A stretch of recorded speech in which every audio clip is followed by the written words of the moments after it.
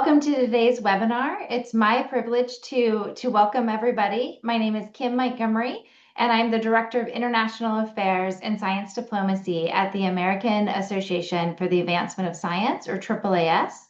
AAAS was founded by scientists in 1848, and over its past 178 years has evolved into a multidisciplinary general scientific society with members around the globe. Because of that, also, we are going to record the webinar so that people can watch this in a time that works for them. Since 2008, AAAS has had a Center for Science Diplomacy, which I'm privileged to lead. And since 2012, we've had an online policy publication, Science and Diplomacy, which this special issue in AI governance was published at the end of last year. It is now my pleasure to turn the virtual mic over to my colleague, Estefania Ortiz-Calva, who's a senior program associate at the center and has taken and has led this special issue and webinar. So Estefania, it's my privilege to hand you the floor. Thank you so much for that introduction, Kim. Today's conversation on the state of AI governance builds upon the special issue on this topic published in Science and Diplomacy in December of last year, in 2025. There is no doubt that the development of artificial intelligence has raised new challenges and opportunities for policymakers and diplomats around the world. Along with this advancement, there has been national and international discussions on AI governance, or the policies and procedures that AI developers implement to manage AI risks and the laws and regulations that they need to comply with. To provide our readers a better understanding on the diverse approaches to AI governance, from voluntary-based sets of rules to regional laws, we solicited manuscripts from experts on this topic based on 5 continents. While their texts address key questions and challenges from the perspectives of government, academia, and industry, we recognize that this is not a comprehensive issue. In our editorial, Kim Montgomery and I provide additional context, acknowledging the different approaches by leading economies in an era of geopolitical competition, and the role of multilateral organizations, alliances like the G7 and the BRICS, the private sector, and academia. Today, we're very fortunate to have a panelist representing each of the perspectives published as part of this issue. Now, I'll start by briefly introducing these panelists before their remarks, and we want to hear from the audience. So please start thinking about questions and submit them via our Q&A feature. Mayank Kejriwal is a principal scientist and research associate professor at the University of Southern California, where he leads the AI and Complex Systems group. Regrettably, he cannot join us live today, but we have a pre-recorded message from him. Amanda Craig Decker leads the public policy team within Microsoft's Office of Responsible AI. She serves on the Partnership on AI Policy Steering Committee and the OECD Expert Group on AI Risk and Accountability. Ambassador Eugenio Garcia is Tech Ambassador at Large and Director of Science, Technology, Innovation, and Intellectual Property at the Ministry of Foreign Affairs of Brazil. He is Brazil's former Deputy Consul General in San Francisco and served as Senior Advisor to the President of the United Nations General Assembly. Yoichi Ida serves as the Minister's Special Policy Advisor at the Japanese Ministry of Internal Affairs and Communications. He chaired digital track working groups under Japan's G7 and G20 presidencies and led the Hiroshima AI process negotiation to the G7 agreement in 2023. Emma Rothkamp-Bloem is a professor of philosophy and head of the Department of Philosophy at the University of Pretoria. Emma is also the chairperson at the UNESCO World Commission on the Ethics of Scientific Knowledge and Technology. And finally, Kai Zenner is Head of Office and Digital Policy Advisor to Axel Voss, a member of the European Parliament. While his focus lies on AI and data policy, he also advocates for a values-based EU digital strategy and adherence to global governance principles. To begin, we ask the panelists to start by answering the same questions. What is the state of AI governance? And based on the perspective they brought for Science and Diplomacy, what are their recommendations? So we'll start with the pre-recorded remarks by Mayank Kejriwal.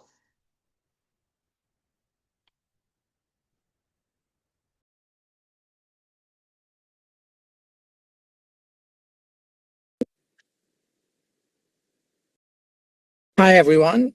I'm sorry I couldn't join you in person today, but I'd like to offer a few remarks on the current state of AI governance.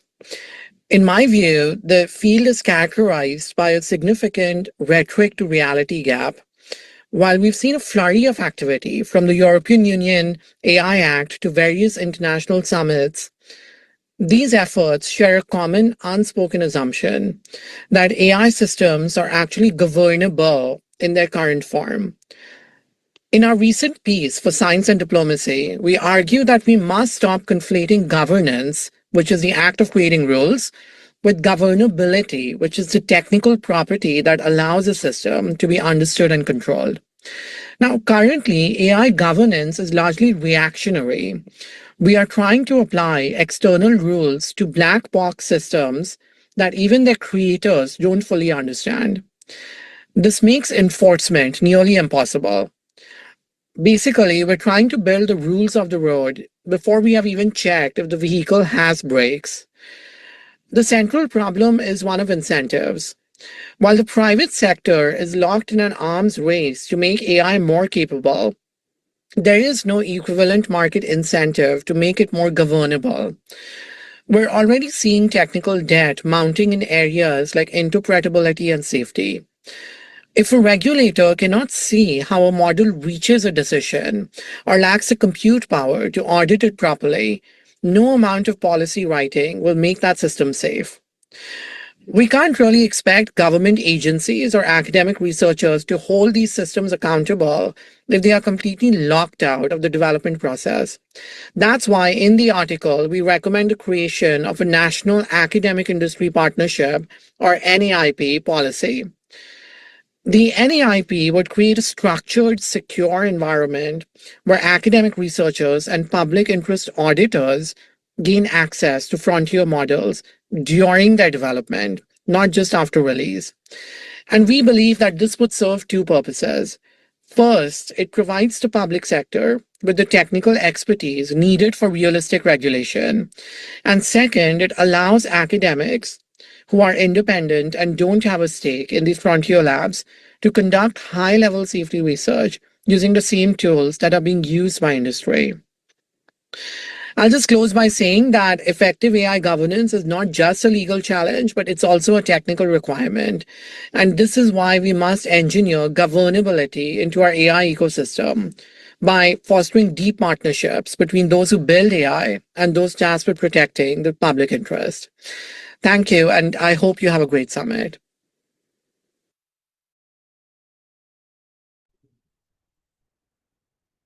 Amanda, you're next. Thank you, and thank you for the opportunity to contribute to this conversation. Yeah, AI governance is a really big topic. But as a starting point, I think it's important to remember that we're still in its relatively early days. It's fast evolving and it needs to be.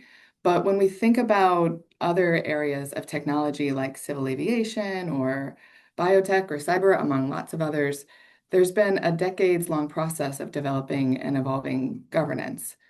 So in the early days of AI in particular, there are lots of new laws, regulations, multilateral initiatives, standards, best practices, and so on, and a lot of work going into developing and evolving those.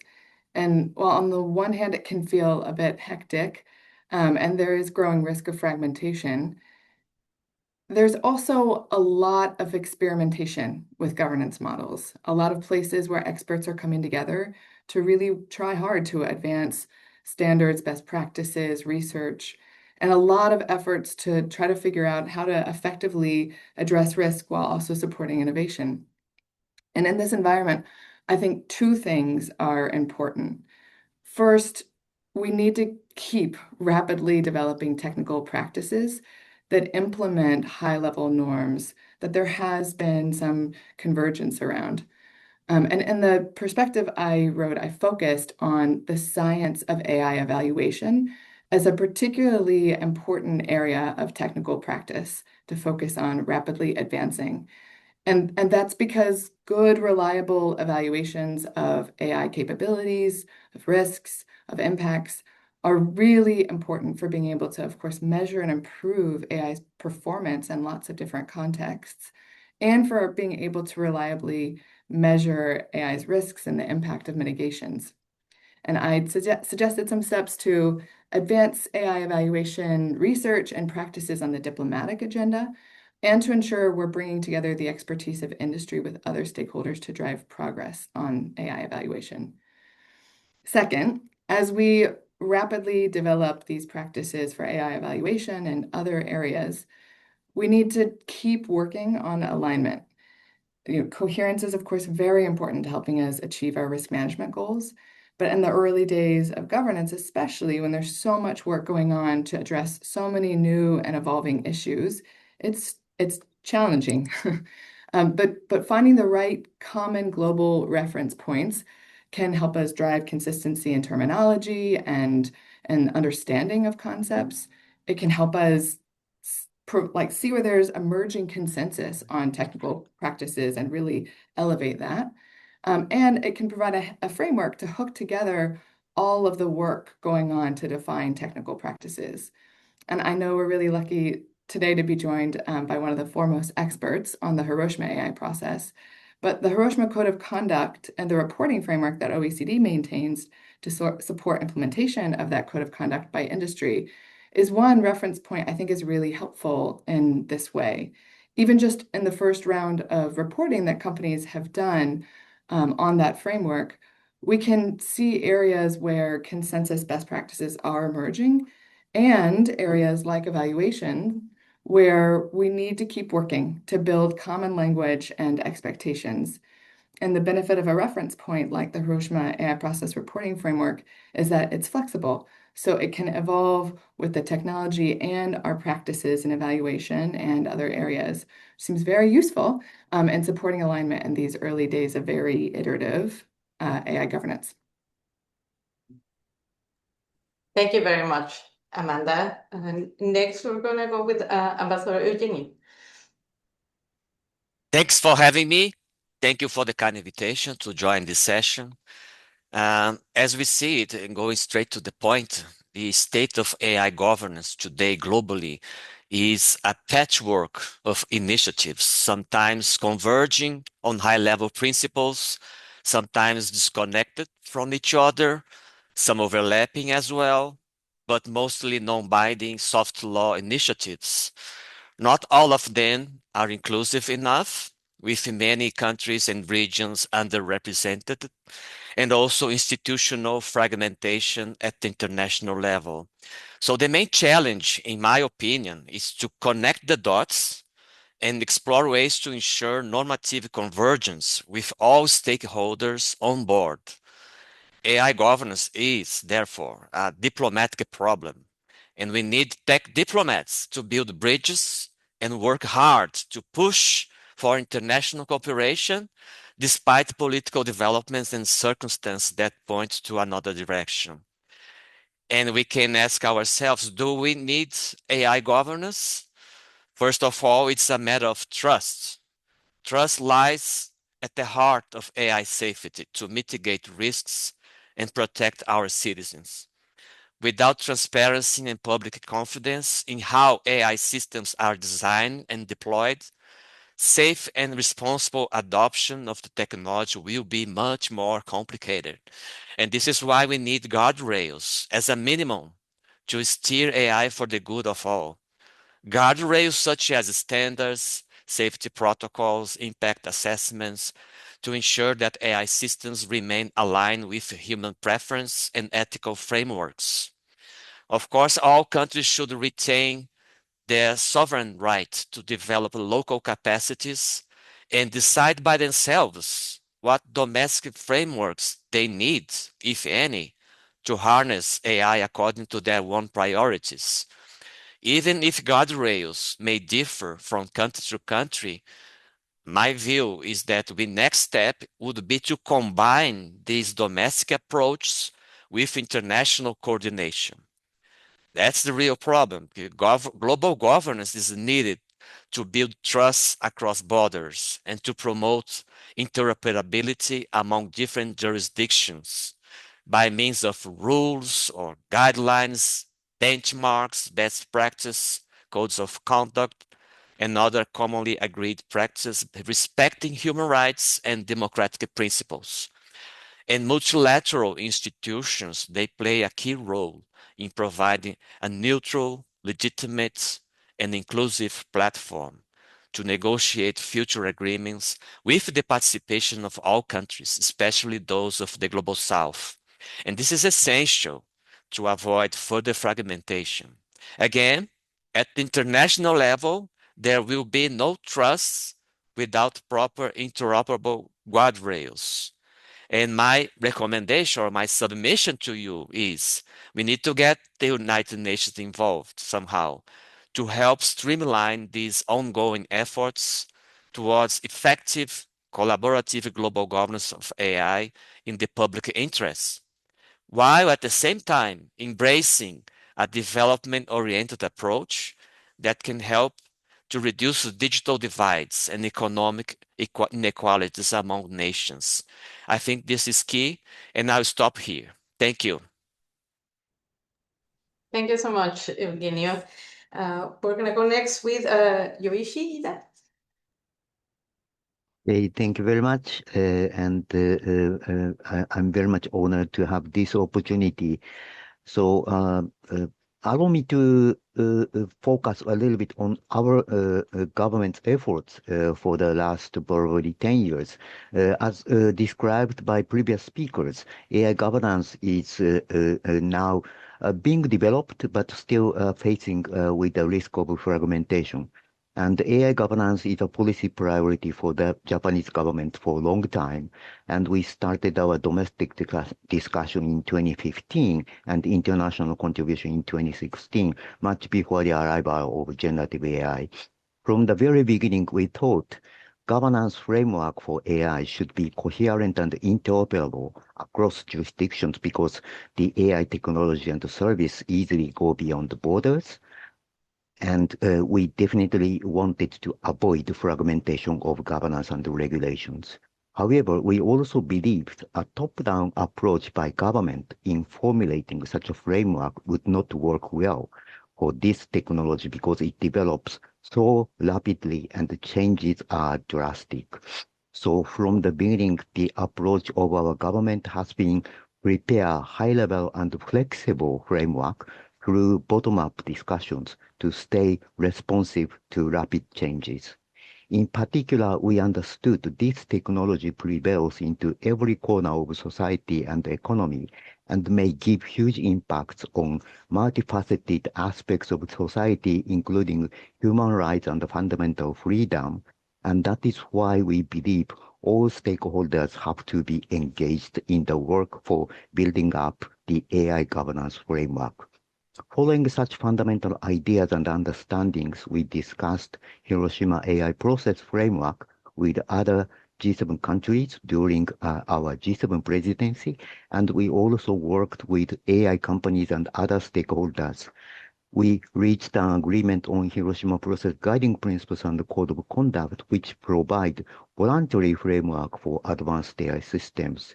The framework encourages not only AI developers, but also AI providers and even AI users to work collaboratively to find risks, share relevant information, and take collaborative measures to respond to these risks through voluntary and cooperative actions. We also worked on the same ideas when we developed our own national AI law. In order to avoid fragmentation between small groups such as G7 or OECD and other countries, including Global South, we launched our initiative called the Hiroshima Process Friends Group, where 59 countries and the EU are participating to share ideas and aspirations to develop coherent governance frameworks that would not hinder innovation while building appropriate guardrails around the technology, with common objectives to build up safe, secure, and trustworthy AI society globally. So this friend group is meeting once a year, and the next meeting is gathering in Tokyo in March. So we hope this may contribute to building up the coherent global governance. So if I may raise some tips, maybe I pick up some wording such as transparency, which must be the basis for trust, and also the multi-stakeholder approach and the collaboration among different stakeholders must be the key to the governance. Thank you very much. Thank you very much. Next, Emma. Thank you very much. Thank you for having me, and I'm really looking forward to the discussion. So on the one hand, it is true that there's much more awareness about the need for AI governance than, say, 5 years ago. And perhaps among other factors, we have the public launch of generative AI by OpenAI in towards the end of 2023 to thank for that. But we also have the UNESCO recommendation on the ethics of AI to think, for instance. More than 70 countries have implemented the UNESCO readiness assessment methodology at this time, and we already have 36 RAM reports published in the Global Hub. There is a lot of conversation that we didn't have previously. There is, however, still a global AI governance deficit because of mainly geostrategic tension around access to compute, data, and talent, the transboundary nature of the technology in terms of structure, function, and application, and the exclusion of certain regions of the world from global AI governance conversations. We need global AI governance, however. One additional reason for this, apart from what I've said already, is that most AI systems are dual use.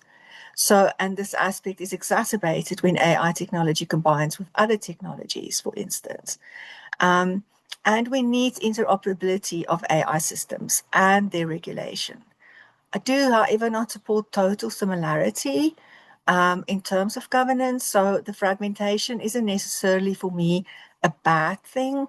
I think more the fragmentation of communication is more worrying, because implementation of regulation in different regions will look different. And also implementation of the technology will look different. The situation in which it is deployed and used is different. So I often think of global governance of AI technology as kind of emerging from national governance initiatives rather than trying to fit everybody into one mold. But for this to work, we need epistemic justice. So we need to acknowledge every country as a worthy knowledge contributor to global governance.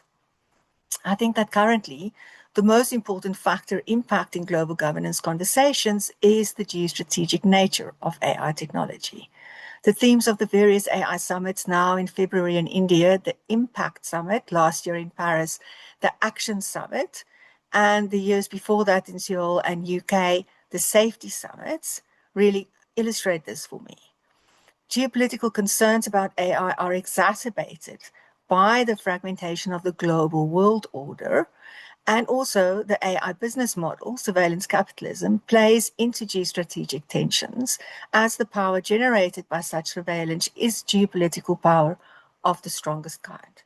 This sets the conditions for a global race so intense that it threatens world peace, illustrated clearly by the United States AI Action Plan unveiled last year in July. This plan's main objective is unchallenged global technological dominance and primacy in international diplomacy and security. So we need to get together and have conversations in a context of epistemic justice. Thank you. Thank you so much. And our last speaker, Kai. Yes, also from my side, many thanks for the invitation and also for the possibility or opportunity to commit my piece.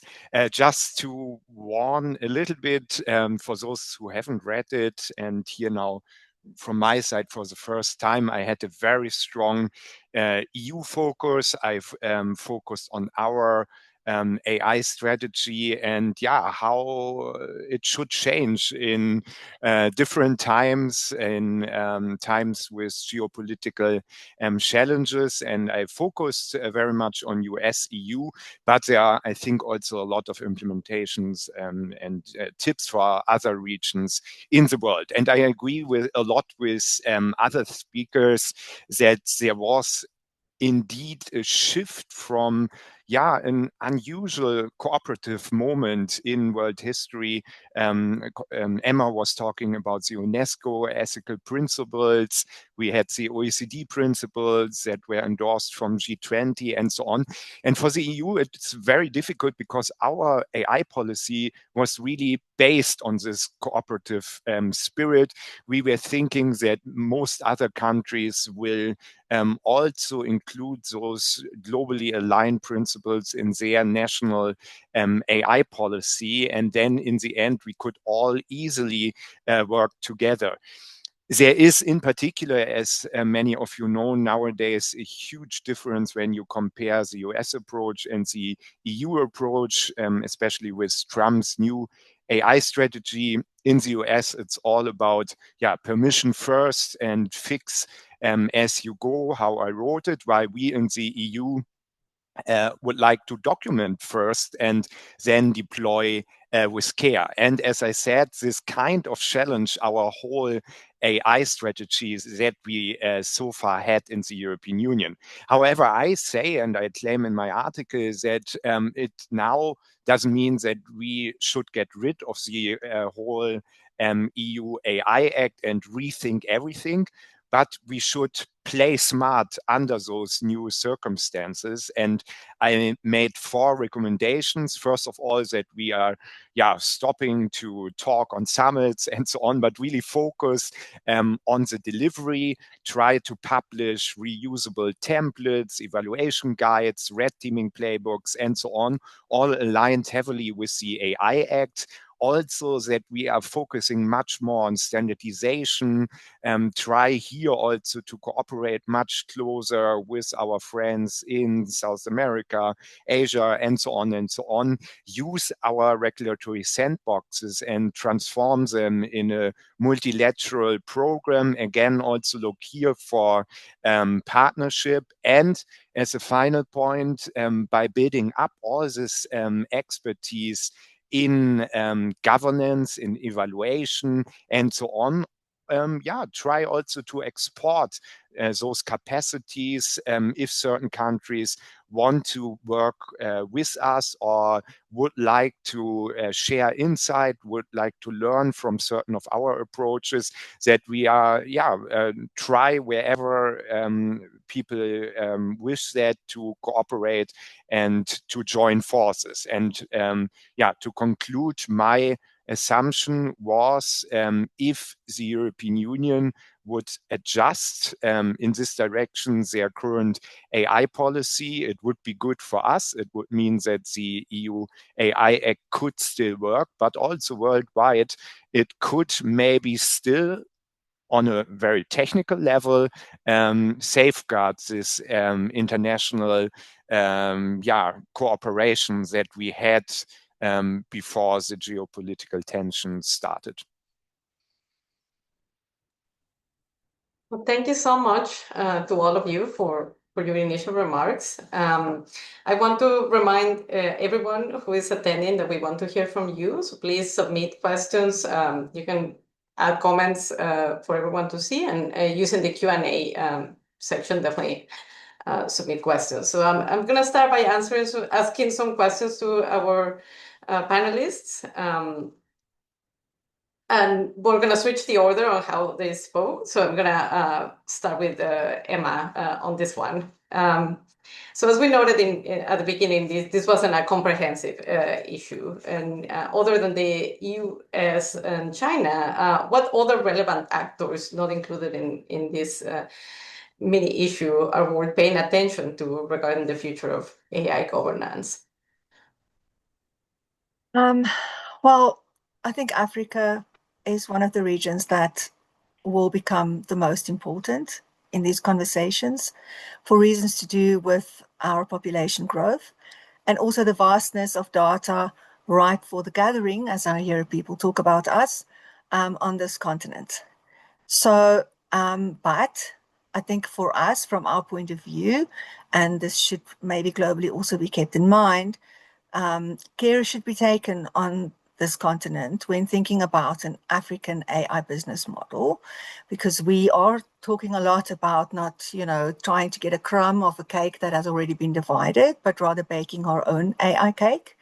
And then speaking of an African AI business model, but we have to understand that there is, for various reasons, political and economic reasons on this continent, also a tension between data sovereignty and national economic motivations, whereby data centers and other digital infrastructure have become key bargaining chips in the new global race for Africa's digital future. And not everyone on this continent is equally aware of this. And this is worrying to me. So the situation holds many different political threats to the continent and also national security threats, which I think we should take very seriously. And all of these risks relate actually in the end to data colonialism. So kind of the scramble for African data and instead of Africa's natural resources. And that is why we are talking a lot about building or baking our own AI cake and trying to move away from the dominance of being dependent on global north technologies and being portrayed as merely consumers of AI technology. Thank you. Thank you. And Eugenio, do you want to comment on this question as well? Sure. I fully agree with Emma. I think Africa deserves a place in these discussions.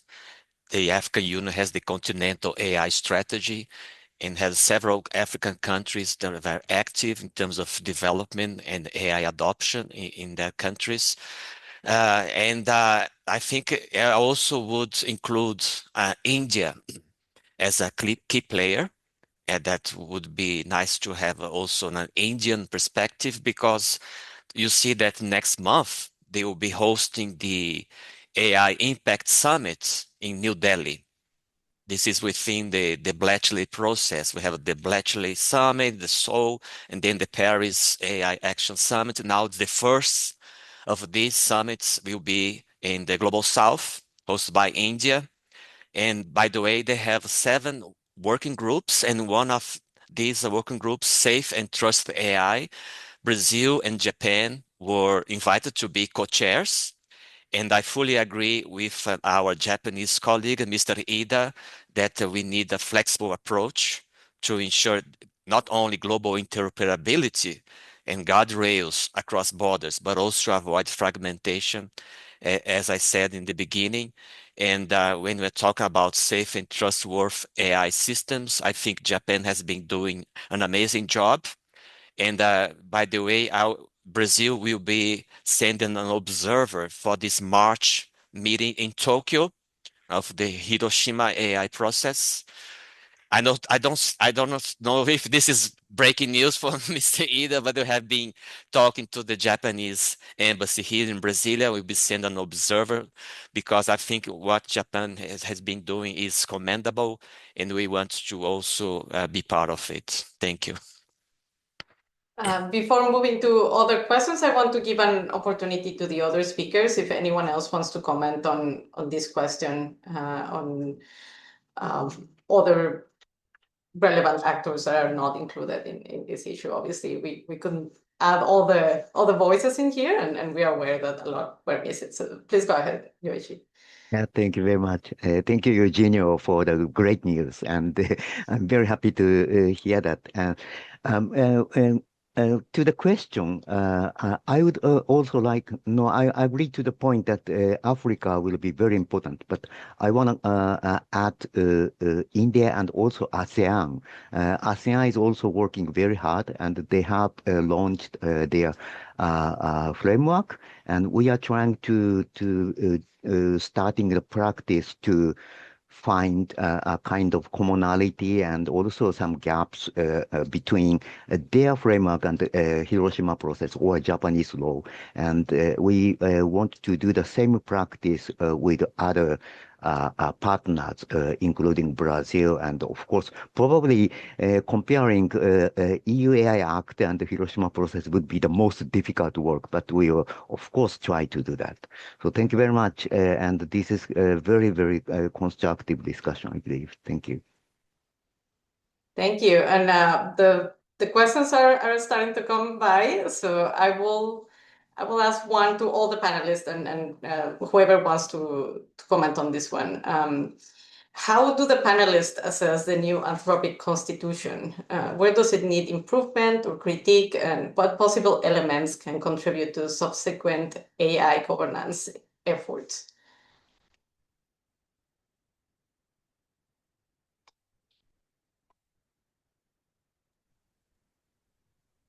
Oh, please go ahead, Emma. I don't know if I should, but thanks, Amanda. I'll be short because I have to declare again that I'm a philosopher.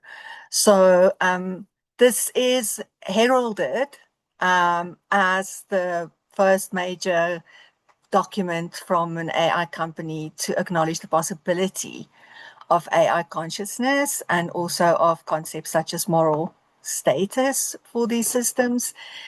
And there is such a huge conversation, vast conversation on this across the world, not only from philosophers, but from psychologists, from sociologists, and also from computer scientists and data scientists, because there is also, there are many questions around computational tractability, and there's also we have the movements of design value by design and value sensitive design and all of those, but none of those approaches have been successful because what we are dealing with in the end is an algorithm. So what we can at most talk about is mimicking of human consciousness, mimicking of human moral status, and from my point of view, and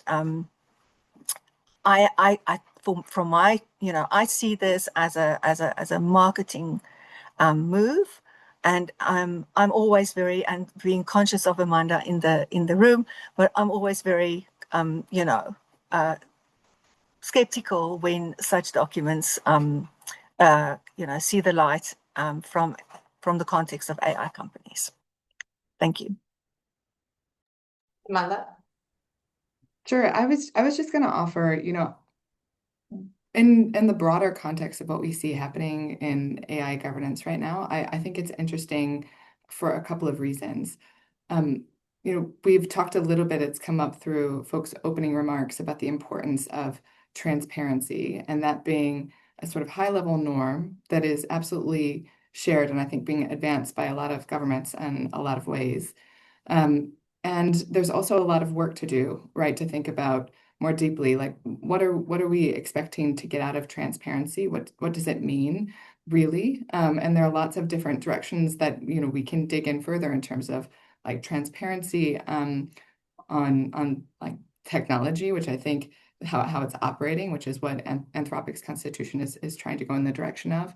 There's also a lot of effort around transparency around actual practices from a governance perspective or from a technical implementation perspective.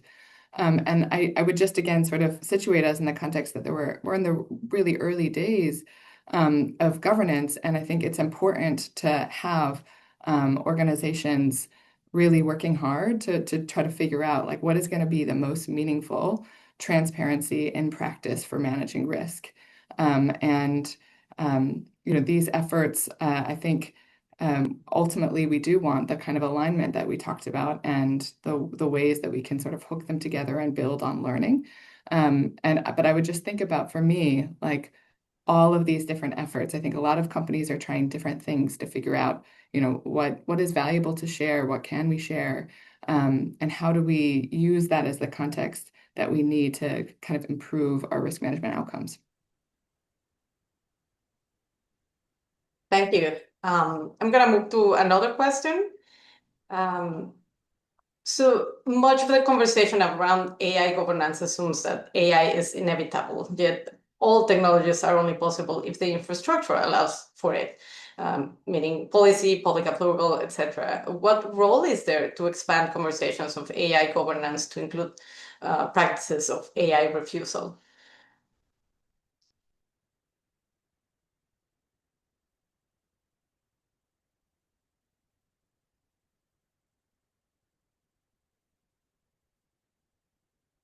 Anyone?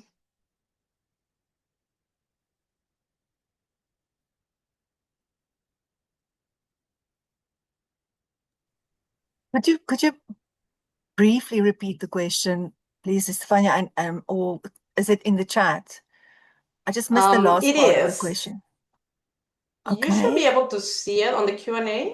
Theoretically, yes, but I think I just missed it. Okay.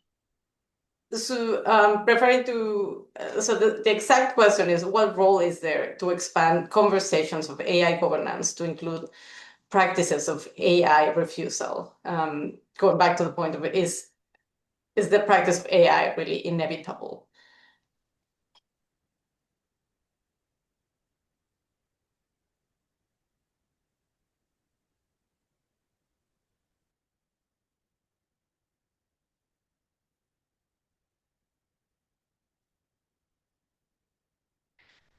I can give it a try, but I'm not sure that I understand the question correctly, but let me give it a try. Yeah, we can also move to another one. There's plenty. That's a good thing.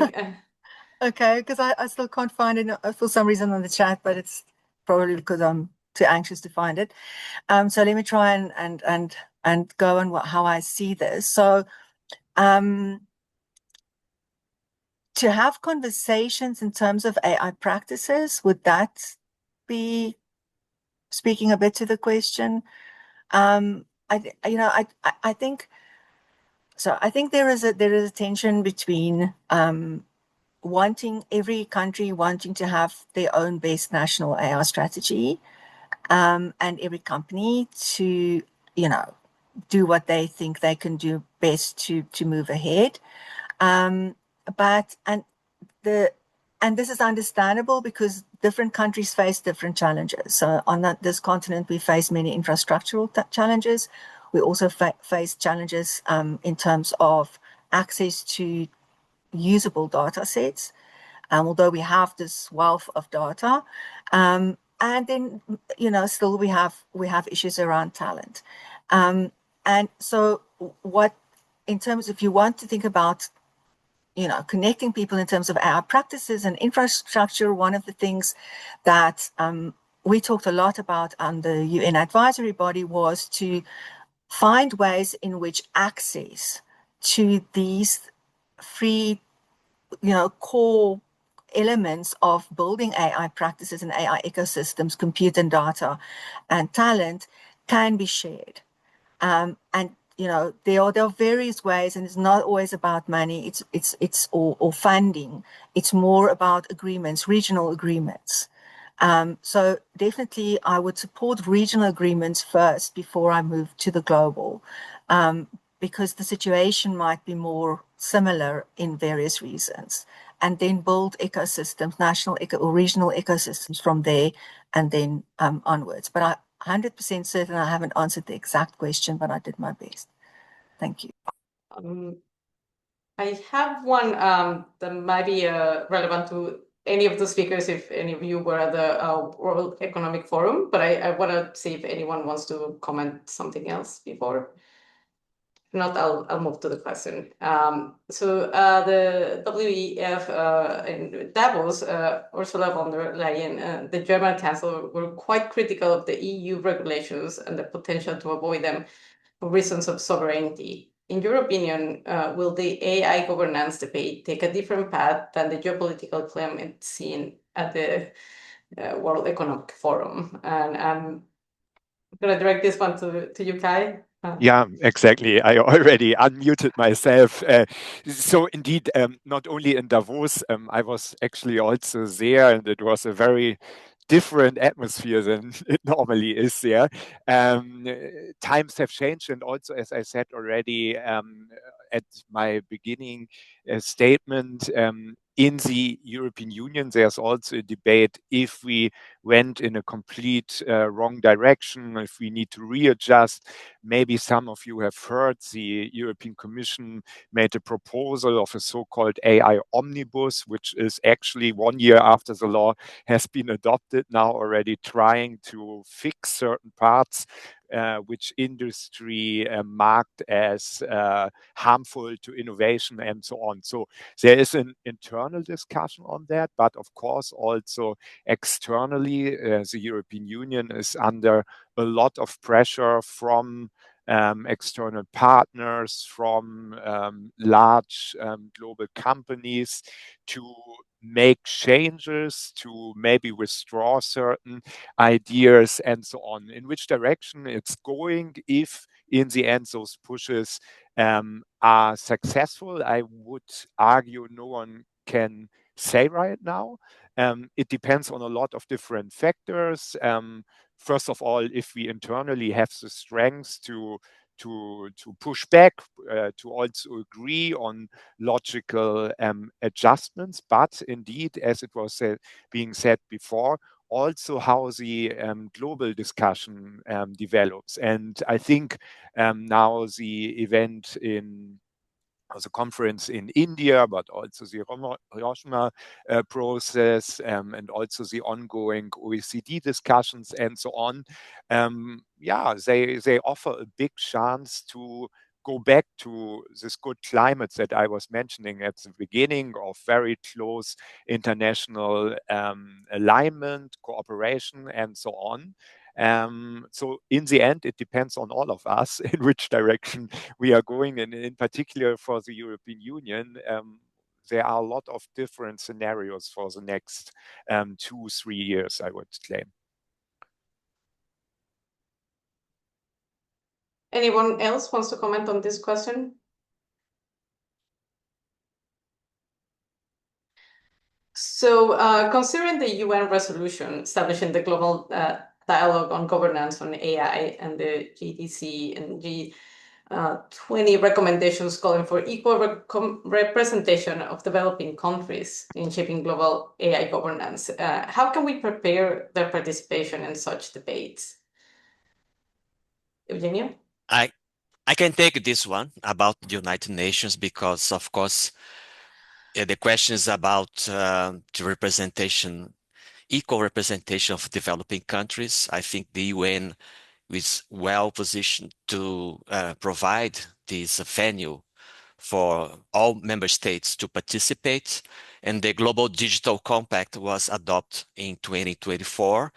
And now the implementation of the GDC is ongoing. We have an AI track, basically 2 initiatives. One is the establishment of the International Independent Scientific Panel, which is still to be established by the members. It's going to be a panel of 40 members, expert scientists, and I think, of course, they will consider gender balance and also equitable regional representation, so that have developing countries represented in this panel. And soon the Secretary General will provide a list to be submitted to the General Assembly. And the other initiative is the Global Dialogue on AI Governance. And the first meeting will be in Geneva next July during the AI for Good Summit organized by the ITU. So I think this is also an open platform and open to all member states can join. And I think that's what we think it's necessary, that we, including for the next opportunities that I think, as I mentioned, India will be hosting this summit in February, that we need to explore these points of convergence and work together, because as I see, a multilateral process is essential. And then how we connect this with Bletchley process and all the summits, then this is still something that we need to address. Thank you. Maybe I Yeah, would add very shortly, also based on my participation at OECD and WEF. I'm in 2 expert groups there. I completely agree with my co-panelist on that question. I would advise, however, and it happened unfortunately quite often in the past, that there are overlaps in terms of activities from international organizations and so on. Of course, there's always a bit of competition between, for example, OECD, United Nations, but even within the United Nations, there are different actors that want to say something about AI. And again, I think it would be extremely counterproductive, especially in the current geopolitical climate, if now there are too many overlaps, duplications, and so on. However, when it comes to the core of the argument, again, I completely agree. I found it kind of disappointing, I need to say now from a Western European perspective, that indeed, especially at the beginning, as the debate was so dominated by countries like my own, Germany, the United States, France, and so on and so on. And sometimes really interesting initiatives were completely overlooked. And I just take now one example, and it's fitting very well to the first question that was also asked. A country that often is a bit under the radar are the Emirates, so in Arabia, where, for example, the company or the think tank behind Falcon has a quite interesting approach that is about including languages that are not so dominant in the worldwide internet, and trying to promote non-English language content when it, for example, comes to foundation models. There are now several companies working on it. And I think this is also a really nice approach to include African countries or other areas of the world that normally don't have such a big footprint in the global internet. That is, again, very, very much dominated by the English language. I think it's over 65% of all content. So those 2 points I wanted to make sure that, they are mentioned. Thank you. And surprisingly, I mean, we are already running out of time. I'm going to ask one more question. I also want to give the opportunity to the speakers to at the end, give some closing remarks. But I encourage you to check the chat as well. So AI is often described as emerging, yet it is actively introduced into the world by a small number of actors who are not themselves governed globally. This mirrors earlier systems such as fossil fuels, industrial chemicals, digital platforms, where responsibility focuses on managing harm after the fact instead of on the act of the introduction itself. So the question is, how can global AI governance incorporate a concept of introduction responsibility, especially given that AI is entering a world already shaped by climate change, biodiversity loss, and inequality?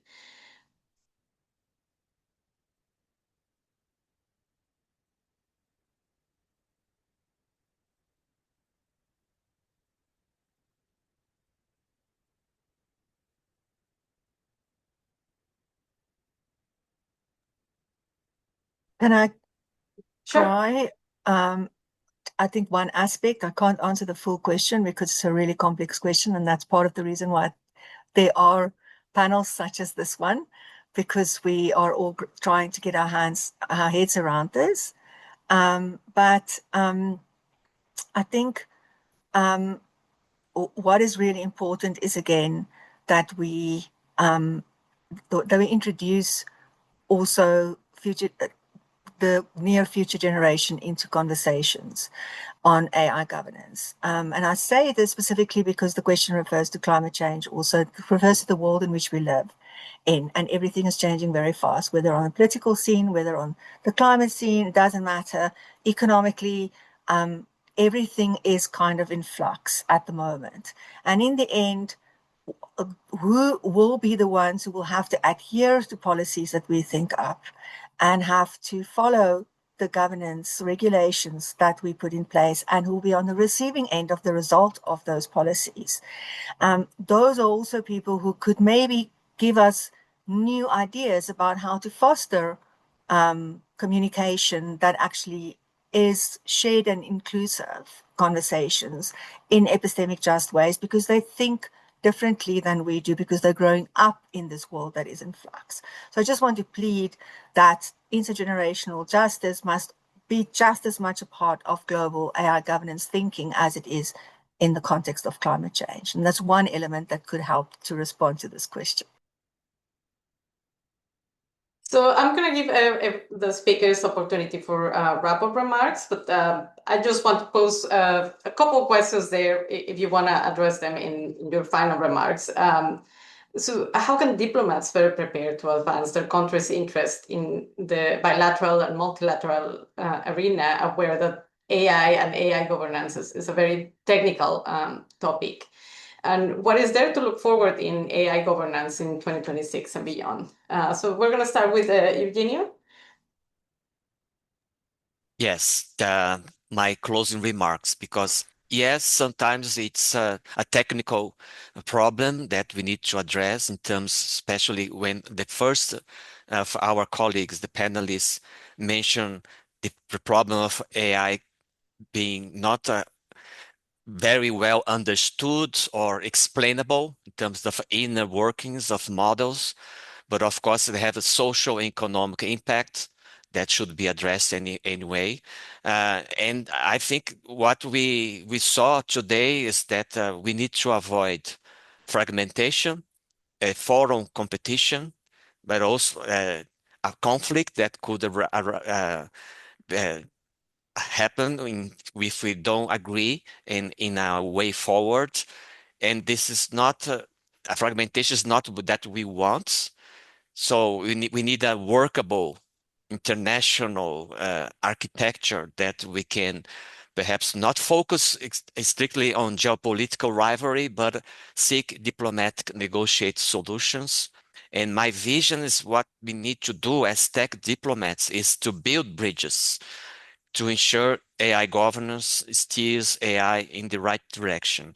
It's, of course, easier said than done, but I think it's our duty not to give up and keep working hard to do it. Thank you so much. Thank you. Yoichi?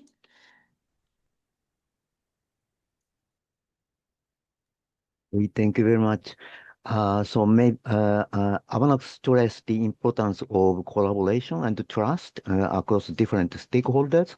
So the effort, continuous effort by multi-stakeholders would be the key to the better development. There will be no quick resolution. And if we look at the history of development of internet, we have to understand it takes time, but it's not the responsibility for diplomats alone, but this is a responsibility for all stakeholders across all jurisdictions, and everybody had to join together and make efforts.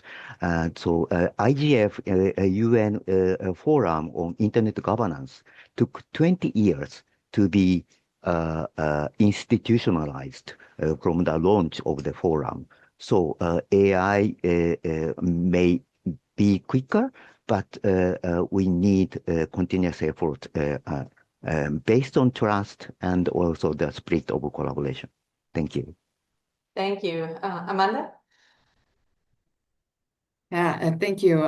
It's a really interesting conversation. I really agree, just picking up with where Yoichi just left us on this point about the ongoing process and the expectation that this is not going to be a project easily resolved in a year, right? We're going to have a lot of ongoing work and to really build out AI governance practices. And there are a lot of areas where there's a need to keep digging in and doing work together across all of these multi-stakeholder communities and across all of the countries. And then try to figure out ways to really build on that progress and drive alignment. And I just realized that I put the response on the refusal, AI refusals in the chat just with the panelists. But just to offer that as one, I was also struggling to find the exact question, so I wasn't sure if this is exactly responsive. But just like evaluation, just like transparency, I think we can think of something like that. It's just another area among the many areas in AI governance where we're really working hard to figure out, like, where are refusals actually impactful for the risk management outcomes we're trying to get to? Where are they not actually? How can we calibrate them so that the refusals are not over or under inclusive? And how can we really work on ensuring that they're resilient in the face of attacks, adversarial attacks like jailbreaks? And that's just one area, right? There are all of these areas and areas that are really like big and broad, like transparency. But all of the sort of work that is underway between the opportunity to carry forward a lot of work on evaluation, including multilingual evaluation at the India AI Impact Summit, the work that Japan is driving with the Friends group that we've discussed today, and really build on shared norms, and the UN efforts like the scientific panel. I think there's so much that, when we think about it, it's taking time. There's a lot that's been put in place to build from. Thank you. Emma? Thank you. So, I didn't answer that question at all, but I shared my views on collaboration instead. So I did not hear the full question. Anyway, so I think in closing, I just want to plead that we understand that AI is not about efficiency and speed, as Alondra Nelson said last year at the Paris Summit. It is about benefiting all. But this will not happen by some miracle, and it will not happen because of the economic potential that this technology has. It will only happen if we all have conversations with each other. And we do not forget conversations of civil society, apart from conversations of democratic institutions. We all have to think deeply about the best governance practice in where we are, and then how to move it up to the global level. Just quickly, maybe in terms of looking forward to AI governance in 2026, I've decided to be very positive. So I'm looking forward to more inclusivity. I'm looking forward to initiatives that also focus on society and not only on technology when we have conversations about AI governance, because we also have to ask ourselves, how should society be structured so that citizens can thrive in when they interact with AI technology and be resilient against potential harm. We don't focus enough on what should societies look like so that people can trust this technology and not be harmed by it. And one really big conversation that I think will explode because of what is happening in the world is AI sovereignty, and balancing sovereignty conversations with conversations on economic progress. Thank you very much. Thank you. Kai? Yes, so I agree with most things that have been said now also in this final round, and therefore want to go back to one of the initial points that I said, because I have this feeling, especially now after working in this field for almost 10 years, we spent a lot of our time on defining principles, even adjusting those principles already, thinking about concepts, how to realize our principles in certain technologies, in certain scenarios, and so on.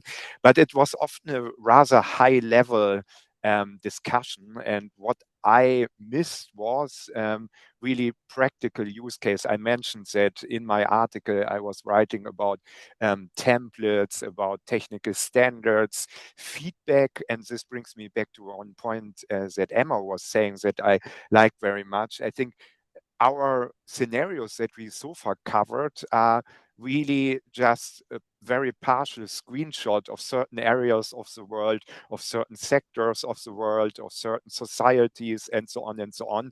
And now, again, if we are really going in this much more practical stage of AI governance, hopefully we will get a lot of other kind of feedbacks from certain chances, from certain risks that we never thought about so far. And therefore, I also have a rather positive outlook, because I do believe that we did everything we could in a very theoretical stage so far, but now it's on us to dive deep into AI deployment and let's say collect empirical data, and based on this new evidence, maybe make again adjustments on our principle, but hopefully we are focusing much longer on this downstream part. Thank you so much to our panelists and to all the attendees for being so engaged and for their comments and questions. I'm sorry we didn't go to all of them. But thank you so much for participating here, and to our panelists, big thanks for joining, and to everyone, stay tuned for more publications on science and diplomacy.